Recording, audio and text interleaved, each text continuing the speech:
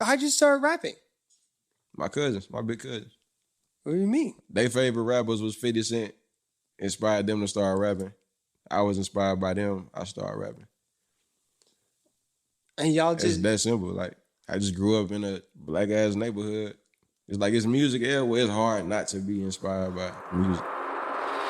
Nashville, Cashville, where you at? Where you at? We out east in the studio with one of Nashville's finest. That's right. This ain't a podcast. This ain't a freestyle. This is 16 for the city. You are now entering the museum of presence with Reaux Marquez. You a little nigga to me. I see the devil in your eyes, huh? It's gonna take for you to die, for you to rise up. The bigger man is rarely still enough to size up. I've been on the move, bitch, like I-65. The levels of my fire sign rising with the tides, cause transparency is just a wave that I provide. I'm too safe to say my grace, so present with my God. Probably getting on his nerves, how I always stand beside him. I see niggas say never, I heard women say never. When you think it can't be you, just know you next on the schedule. The world zipping, Grey Goose, the values cover my spectrum. I recognize the times as I recollect them. Family estates and touching M's I can never 4 bars ago I mentioned how that's gon' leverage They feeling safe with a mask. Last time I checked they was scared of us. The human race in last place, only errors ahead of us. The terror of the messenger, so you can die too. Stretch them then they bless them more than ugly kids and I choose. We grew up in it to finish my haiku. I know a nigga 6'4", he been 5'2" since 5'2". Church. I know a nigga 6'4", he been 5'2" since 5'2". Yeah, that's inner city church. So next time you get the word, know it started with a verse. Body should drop in the street when God throw his hood up. I'm on Jefferson Street Bridge right now, nigga, pull up on me. Your spirit said where you would think drink was spilled here. Your spirit said where you would think niggas killed here. I know the history of my city is bittersweet. I don't know who my pops would be if I wasn't me. Shit, I don't know who my son would be if I wasn't a freak. Shit get deep as graves, cross my peace with a piece. The powers that be. Birth control couldn't stop it, probably why he hard-headed. Niggas think I'm an addict, how I keep it a bean. Itching for peace, family still scratching lottos and shit. The Ivy League. That's all I got.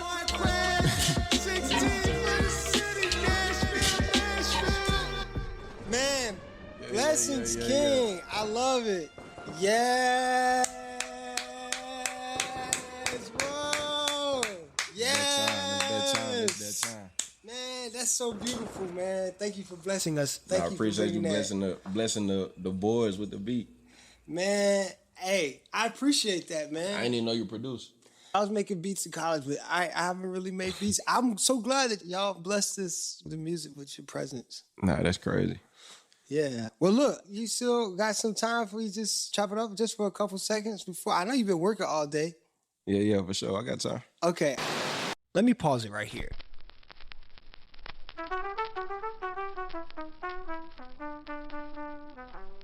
This is Shabazz Larkin from the Museum of Presence, and this is 16 for the City.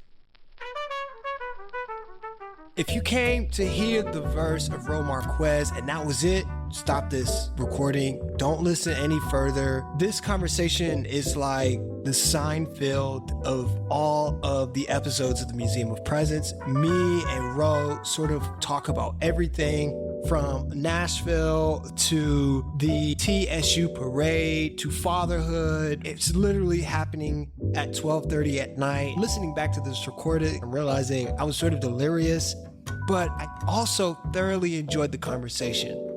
So if you just wanted to hear raps, stop the recording. But if you want to learn a little bit more about Reaux Marquez, then please stick around and enjoy the conversation. You're now entering the Museum of Presence. First of all, let me just explain to the people who you're listening to. We're talking to one of Nashville's finest, Reaux Marquez, a beautiful, amazing artist here in Nashville. Is really taking the mantle for hip hop in the South. Man, I'm just so grateful for you to be coming to sit with me here today for the Museum of Presence. Thank you for being here. Likewise. Yeah, welcome to the moment, brother. I was just selling flowers. It's probably like the last rehearsal before the first leg of the tour. I was talking about your name came up. I was like, bro, Shabazz just being his. He like he just a floating, you know what I'm saying? He just like his own entity. Like this shit was crazy.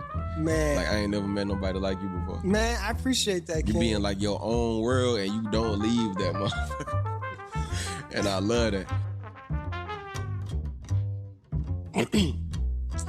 Man, let me just take a pause with you for a second, Ro. Because I just need to take in what just happened. For those of you that don't know, Ro walked in here 5 minutes ago, wrote a verse, and then just spit the verse, did the verse. That's beautiful. Is that just how you like to work? What's your process usually look like? Bro, I make so many beats. At a time, I was probably making like 5 to 10 beats a day. And I just write to all of them. But sometimes I never hit a beat. Like I got so many files, if I lose it, I just be like, fuck it. I never hit a beat again, but the notes of my raps is all on my phone, so I just memorize them or just keep them tucked for this type of shit and just add to it. Manipulate the concept however I need to. Shit. But I used to write. When I did my album No Rose, that was the first time I didn't turn my musicality on until I stepped my first foot in the studio. And why is that? Why? Where does that come from? It was a lot going on. I really ain't have time to sit at home and like think about what I wanted to rap about. But when I heard the music, because I did most of the drums on No Rose, so after I did the drums, I stepped back. I got homies that play keys, bass, guitar, all that. So I just let them take over. And then, yeah, once that happened, I'm just... But God telling me what to write at that point. I ain't even got to think for it. Hold on, so you start with the drums? Yeah, got to. Real African child. My mind don't click until I hear some crazy drums.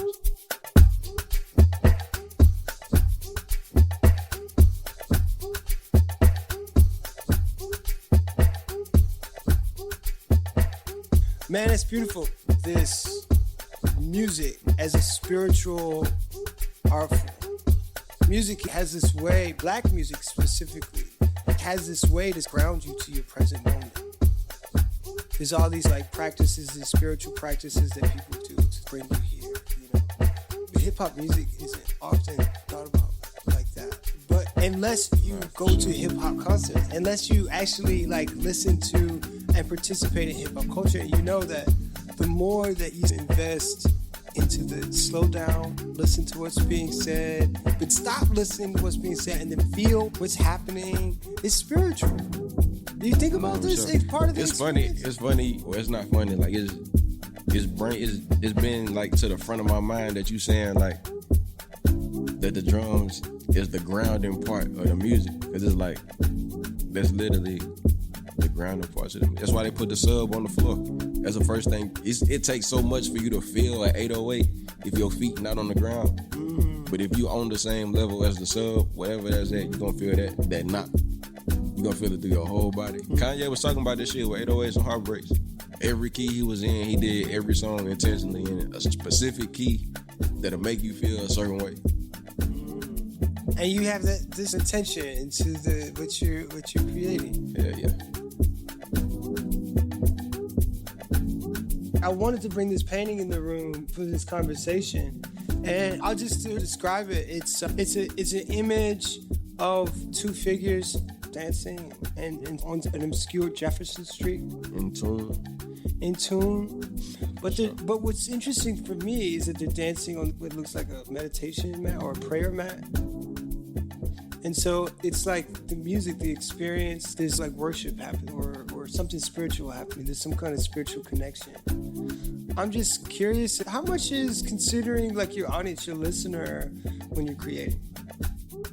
So first, I make music first for myself. After the music is done, I find ways to include the listener.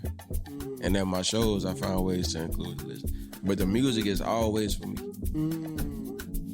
That's why I sit on music so long, because it's like, I know once I press this button, once this shit is out of my possession, it's not mine no more. Right, yeah. So it's like, yeah, it's at that point, it's for them. But everything that sparked the initial creativity is always for me and my spirit. And whatever message I feel like I need to get across. You know, you could write about anything. What inspires you to point your pen in a certain direction? How do you get to the compass for like where to point your pen? Bro, honestly, it's really, I want to say my experiences, but that's too cliche. So I can say more like, just like the youth, or I say like around the time where a lot of trauma and like triggers form for people my age. It started in a specific age group. And I can just see myself in that and what I've been dealing with since I was the youth, quote unquote, you know what I'm saying? So my target is always tapping into people my age or anybody really, but just tapping into the youthful form, the youthful version of them. And I'm just like speaking directly to the root, so to speak. Like the root of the problem. I like getting to the root. That's why I'm not a person to argue, because it's gonna be emotion versus logic, and I'm just gonna get straight to the point, and then somebody gonna feel what they saying don't matter, because I just went straight to the point. You feel me? Yeah. So it's like, yeah, it's one of them type of things. But it's like the times is moving so quick. You gotta find ways to put the medicine in the candy, almost. Talk about that. What you mean by that? You know, you know something good for a kid, they don't want it because it's nasty. Right. So you gotta mix it with some sugar in it. Yeah. You know what I'm saying? You gotta mix it in, and it's like that's the only way they gonna get the message. And mixing it in might be doing it on the trap beat and still saying what I gotta say, because I know that's the sugar that y'all want. So I might have to do that and feed it to you. If I want to speak to the more spiritual crowd, I get on the real boom bap jazzy style beat and say some ratchet shit. You know what I'm saying? Just to throw the whole everything off. Exactly. It's just like offsetting every aspect of the art. So yeah, that should be fun. It's sort of like an interruption. Sort of. Oh, for sure. Disruption, my main shit. Building and destroy, my favorite thing to do. I had this experience that made me want to do this interview with you. The theme of this paper, of this exhibition, is "May I be brave enough to speak my truth." So I just feel like talking that shit. I can see it on your face. You like, you should give me a reason. Let it go on these. I'm just like curious about,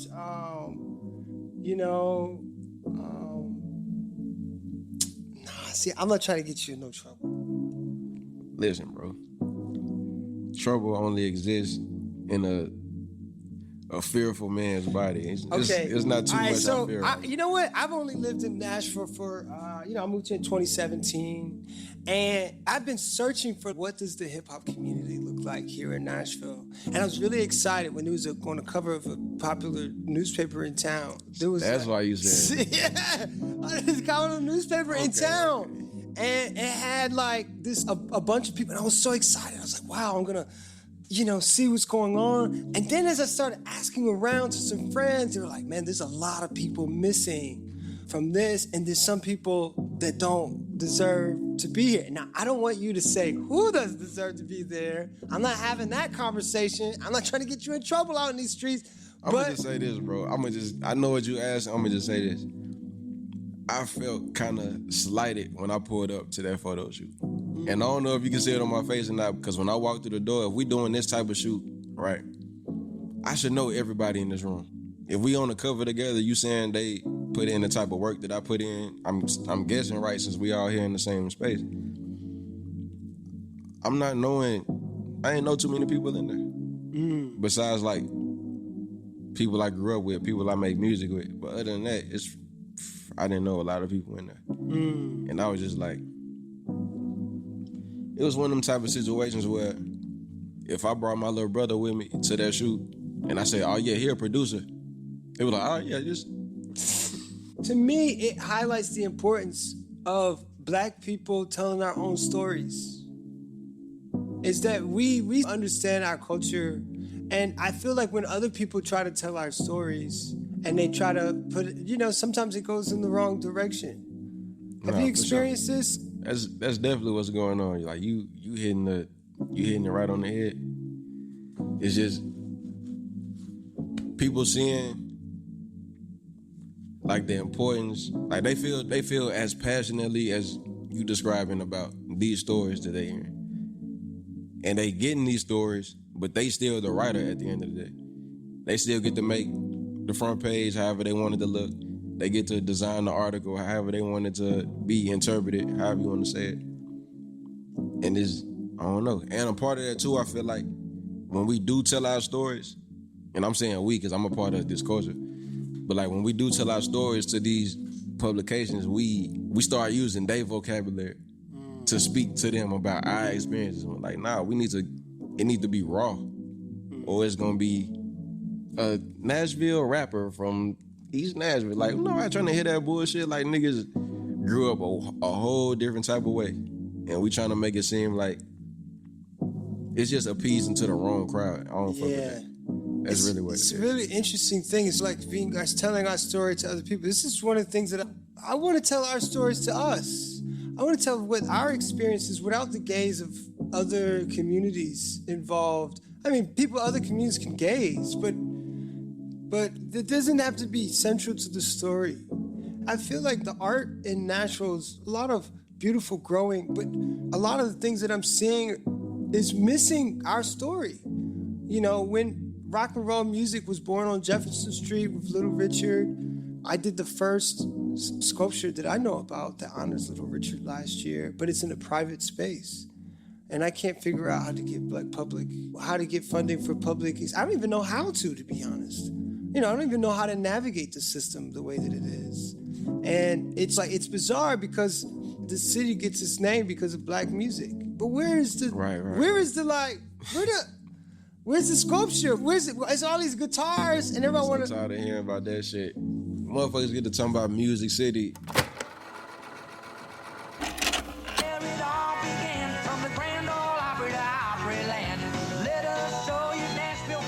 We ain't even gotta say who, but it's a lot of people out here that hear the name Music City and get, you know what I'm saying, get to talking about history that they not up on. Okay. And they just skip the whole Jubilee singers, like the whole, you know, the real reason we call Music City, like they skip that whole thing. They go straight to, oh, it's Music City because it's country Music City. It's like, no, bro, that's not where Music City What's the story there? What is the story there? So it started with the Jubilee singers.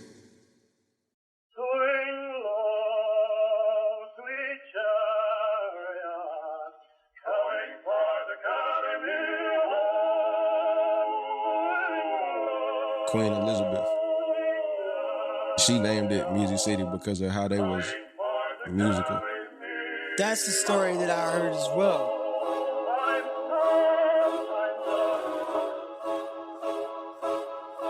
You know, my hope is this paper is this opportunity to tell our stories to our communities. Reaux and I got to talking about the theme of the newspaper, May I be brave enough to speak my truth. And somehow we stumbled upon this conversation about how hip hop can be this sort of powerful force to speak truth to the world. I thought it would be important to include it in here. After all, it is the 50th anniversary of hip hop. We wasn't seeing no black Jesus in church. You feel me? So like, yeah, we had our own influences. Hip hop became the biggest influence in the world. Yeah. And music is literally changing lives, creating laws, breaking laws down. Like hip hop doing that. Yeah. Ain't no other culture doing that. There's something like I feel like God is in this. You know, it's like the Lord should say, what a paradox that God dropped in the base. What's she talking about? You know what I'm saying? Like, what is that? And I'm like, it's the music. I think God is in the music. Definitely in the music, 100%. Man, all right, before I let you go, question. I'm just curious. I'm sure you've had some hardships. The Museum of Presence is really about like understanding how we wake up, how we gain consciousness, and how we adapt to the world that's changing around us in ways that's more difficult for us. My question for you is, how do you keep surviving? What is it that you do to overcome the adversities that you're experiencing? What do you practice in order to keep going? I practice patience and trusting myself, trusting my decisions. My biggest thing. Cause it's like going to the gym, like it's cool. You know what I'm saying? You 300 pounds, you wanna lose all this weight. You might go for like 2 weeks. And then you won't see no results. And you stop going. That's not trusting yourself. That's not having patience. That's not trusting your decisions to start going. Like none of that. So just trusting yourself, following through with your plans, having faith, the biggest thing. Like I don't realize, like, growing up, being able to see the other side of the tunnel is a gift. A lot of people can't see past their street. A lot of people can't see past their family. They can't see past their homies or people around. They can't imagine a world like outside of the ecosystem they operate in. And I didn't realize I got older. It's just like, bro, that's a gift. I only know a few niggas who can actually do that. And they all like my favorite type of people. Man. Yeah, for sure. You definitely one of them people. If you're in Nashville from Virginia, you see something. You had to see something, shit, because you over here. You crossed that pond for sure. It's been a journey, man. Nashville and Virginia are very close together, geographically separate, but very close together with the kind of energy, the kind of movement. The black people here remind me of black people where I'm from. I ain't gonna lie, I'm gonna have to take a visit to Norfolk. Somewhere, anywhere besides Roanoke. Yeah, don't go to Roanoke. I fucking hate Roanoke. I only been through Roanoke? Listen, bro, we almost went down in Roanoke. Going to New York. Ooh, what happened? On the way to New York, bro, we get pulled over. And they following us for like 15 minutes before they even pull us over. Like, niggas down there finna go to jail. They got the driver. They trying to say we got drugs in the truck. I'm like, bro, these niggas is tripping. We probably drove for like 30 minutes straight, seeing so many rebel flags and shit. Yeah, they I'm like, ain't this the there. North? Like, what the fuck y'all doing? They have them out there. Don't forget, the capital Confederacy was right there. You know what I'm saying? That's some wild. Yeah, Virginia got some wild backwoods. But my brother, so does Tennessee.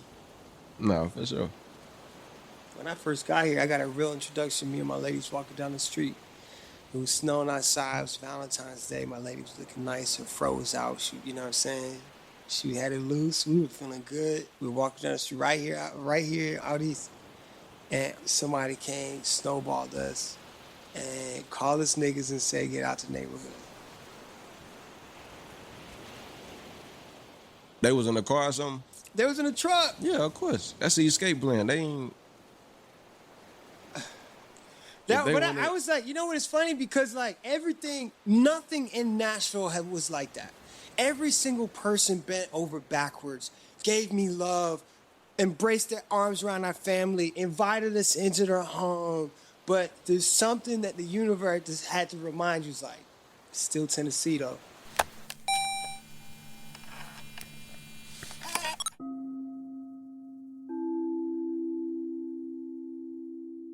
In moments like this, I'm reminded to take the great pause, the great majestic pause. You're sovereign here.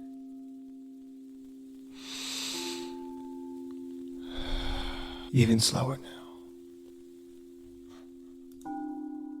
Talking about top 5. I know this is, we went there. I've been waiting for this. Top 5. Every time I say my top 5, niggas be tripping. Okay, top 5. Okay, don't give me nobody dead. Don't give me nobody that's not making music. Nah, listen. Who's top 5 making music right now? Top 5. Yeah. In no order. In no order. We going Kendrick, of course. Yes. We're going Young Nudie. Young Nudie, okay. We're going, hear me out. We're going Andre 3000. Clearly. We're going 50 Cent. 50 Cent? Oh, shit. And we're going Kodak Black. Wow. That's my top 5. Wow. Bro, wow. That is spectacular. I got amazing arguments for each one. And oh my gosh, Kodak Black? Easily. You got like mumble. Do y'all hear this nigga? What? Y'all Kodak crazy. Y'all don't be listening. That's what's going on. Kodak a prophet. Okay, you know what? Let's just talk about who we agree with, okay? We agree with a couple of these names up there. For obviously Kendrick, okay, but we're not gonna talk about Kendrick because he's clearly like really amazing. Okay, let's talk about Andre 3 Stacks for a second. For sure. That's damn near a given though. That's like saying Kobe when you talking about basketball. Listen. Let me tell you. I've sat down with Funk Flex, DJ Envy, all the DJs. I sat them down for something I was doing with Ciroc a long time ago. Sat them down. None of those people that you ain't saying is on that list. It's like we ain't from New York, so we don't. True. 50 had. True. With G Unit, that was worldwide. That's the only reason 50 on my list. 50. And he started all that shit, all the crooning, all the singing on the hooks. Like, fuck writing a hook and having a female singer come in. He was singing his own hooks, knowing he couldn't sing. Crooning, killing shit. None of that started till 50 started doing that shit. True. 21 questions. What? Come on, bro. This nigga couldn't sing for shit. Yo. That shit was number one. So the creativity inspires you. For sure. Wow, bro. For sure. I would have never suspected. 50.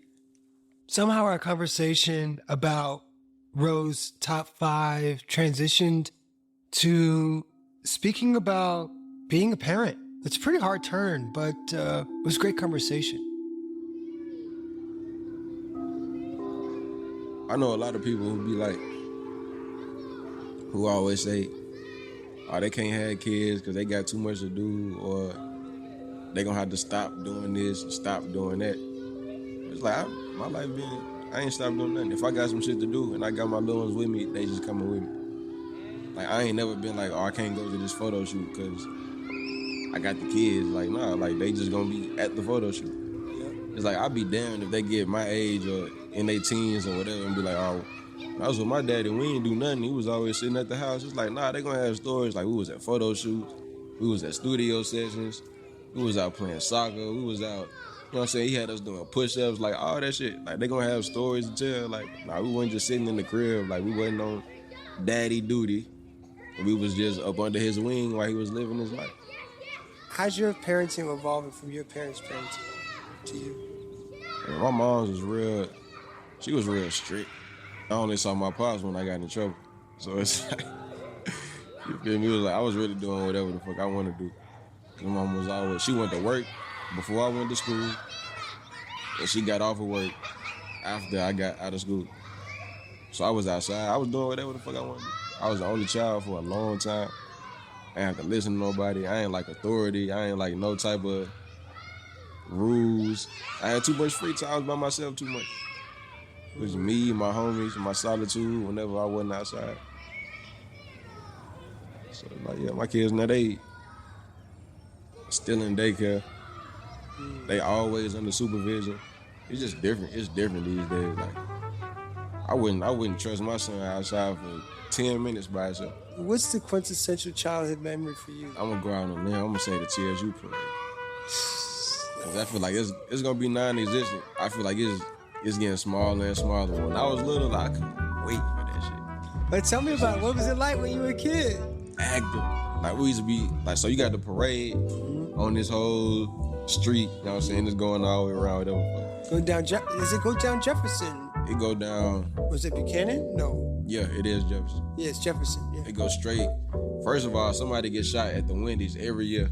Oh my God. And since I can remember, somebody died at that Wendy's every TSU parade. So that's the first. When I hear TSU parade, I'm like, oh yeah, somebody finna get shot right there. When I was a kid, we used to play like we used to play football and shit in the grass. We used to be mimicking the drum majors and shit. I can just remember all this shit, just like, you know what I'm saying? Everybody cooking, you don't know nobody. It's like people offering you food, offering you plates, see if you want something to drink. It's just real communal. But it's just shrinking. Yeah, it's shrinking. But it's so beautiful. It's such a parade. I mean, it's everybody comes out. I love my sons come out and see. It's more than just who's in the parade. It's all the people, all the fashion. You see like Yeah.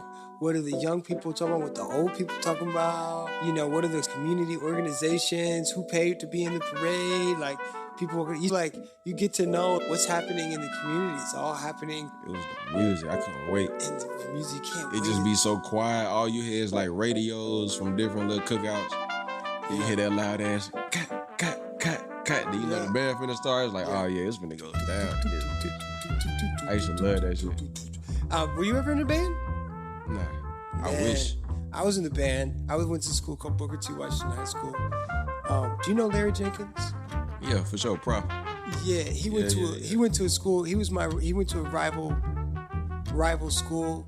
They were far less of a band than ours, but you know what I'm saying? Like, now that he's at TSU, I'm not gonna talk no smack about him. But I used to play cymbals or like the tom drums, which you don't know, that's like the lowest ranking of drum. Like, I was trusted least because I never get to go to band camp. I would spend my summers in New York, and then I come home and I miss band camp, so nobody would give me a real drum. I just always had to. That's great. I had to like the little tom drum. But those were like the best days. Snare. Oh, you play snare in band? The drum line came out here. Yeah, I played snare. Oh, Everybody plays snare out the drum line came out. You didn't have to go. You didn't have to be in no band to know how to play snare. When you seen Nick Cannon do all that bullshit, yeah, everybody plays snare. Oh, snaps! But snare is like. I wish I was in band though. Because everybody I know in music came from like either a heavy church, like choir, band background, or like was in band in some type of form. I ain't none of that shit. I ain't got no type of musical history in my family. Well, how'd you start rapping? My big cousin. What do you mean? After 50 Cent. Their favorite rappers was 50 Cent. Inspired them to start rapping. I was inspired by them. I started rapping. And y'all It's that simple. Like, I just grew up in a black ass neighborhood. It's like it's music everywhere. It's hard not to be inspired by music.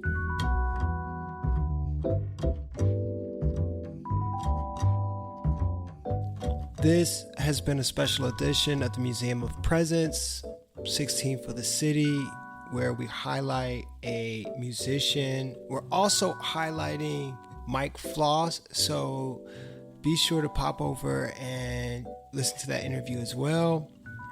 If you enjoyed this, we've got people in Nashville just like you to thank for it, because this is a community-funded social experiment. It was paid for by a grant by Metro Arts Nashville and a contribution from Studio Bank and a bunch of dope people who just jumped in to make this happen. These images for this shoot were shot by Lysander Bryant, one of my favorite artists in the city. If it wasn't so late, I'd thank Tanya Lewis, Evan Brown, Camila Sander, my wife Ashley, my brother, and all those people that played music at the church that I was at when I was a kid. Reaux Marquez, y'all. I'm Shabazz Larkin, and you are now entering the Museum of Presence.